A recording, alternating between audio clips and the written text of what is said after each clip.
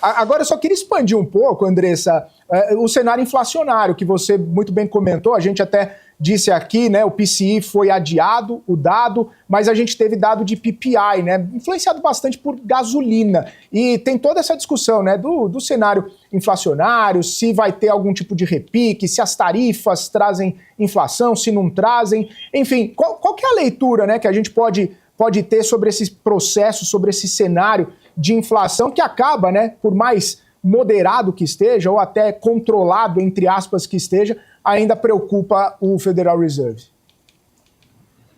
O Fed tem sido bem claro sobre tarifas, de que vai ser um efeito pontual, então a gente está entendendo que eles estão ignorando mesmo o efeito tarifa.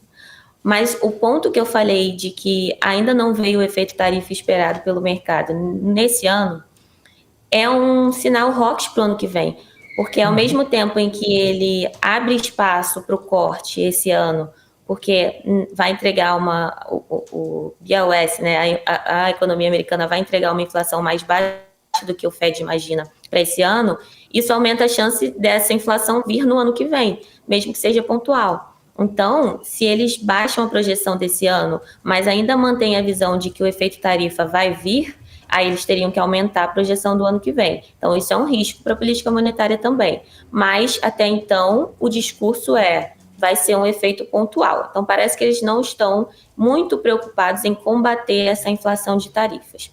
Por outro lado, a inflação de serviços, como eu falei, ela está tranquila, mas ela ainda é elevada, ela ainda está acima da meta. Então, tem um sinal doves para a inflação que é esperado para o ano que vem, que é a inflação de housing, de aluguéis principalmente. E tem até quem defenda que a inflação de aluguéis talvez ela esteja desacelerando até mais rapidamente que o esperado, ela venha a desacelerar mais rapidamente que o esperado, por conta também de uma influência de menos imigração. E aí, a saída, né, de imigrantes poderia estar influenciando.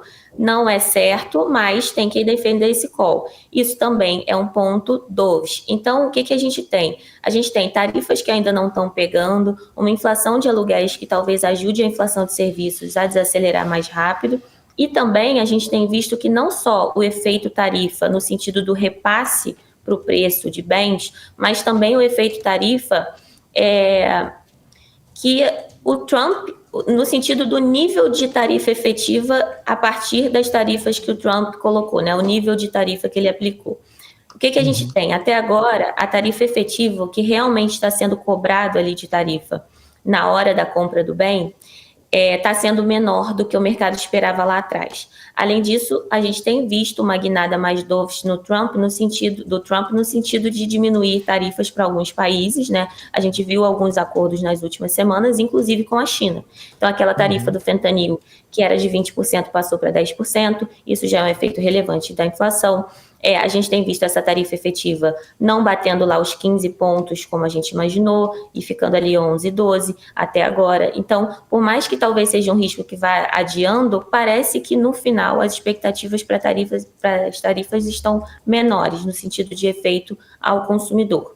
E aí ainda tem o risco da questão da Suprema Corte brecar, né, o uso daquela lei, né, a IPA, de ser utilizada para aplicar tarifas a outros países. Então, se a Suprema Corte for contra o Trump nessa decisão e retirar essas tarifas que foram aplicadas inicialmente para a China, Canadá e México por conta do fentanil, você também tem um risco de menos tarifas ali, porque por mais que o governo fale que ele tem outro tipo de lei para substituir essas tarifas, talvez ele esteja só blefando e não seja tão simples assim substituir esse efeito. Então, tem muitos riscos para a inflação para baixo para o ano que vem.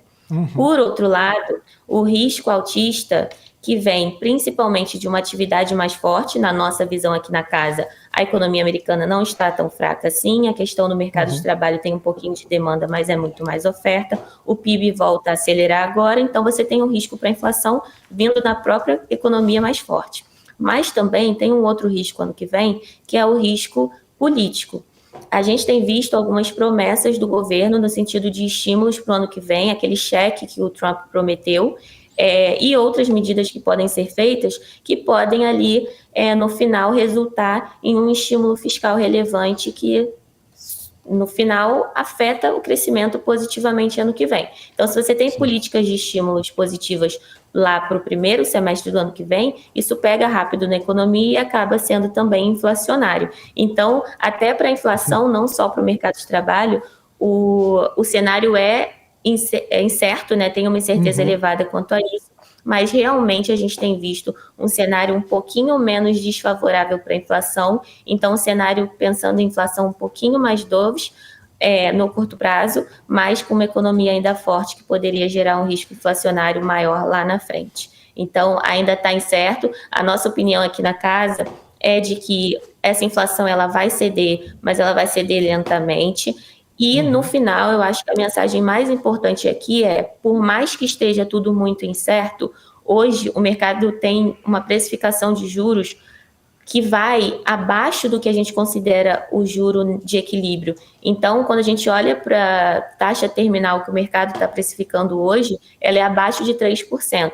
Isso a gente acredita que não vai ser entregue, tá? Então, por mais que o Fed entregue esse último corte em dezembro, volte a cortar ali no meio do ano que vem, talvez porque a inflação cedeu, ou então se ele não entrega esse corte em dezembro e decide cortar em janeiro mais uma, mesmo que ele faça esse movimento dovish bem no curtíssimo prazo, ele não continua cortando a ponto de entregar o que o mercado tem. Então, hoje a gente tem uma cabeça de que a terminal vai ser mais alta do que 3%, deve ficar ali entre 3,25% e 3,5%, algo mais compatível com o cenário que a gente está enxergando para a economia americana atualmente.